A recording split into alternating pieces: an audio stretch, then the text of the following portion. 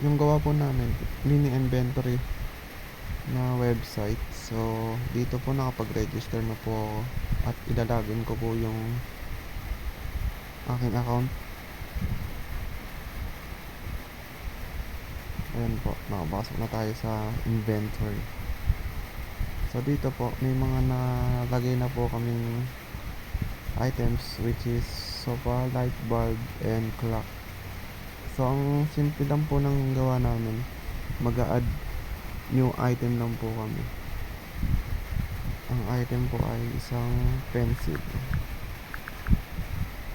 Stocks kahit dalawa. Description. Mongol. So, choose file. Ito po. In-insert ko po dito ang image na pencil. So, tingnan natin magkakaroon. Ayan po. Ganun lang po siya kasimple.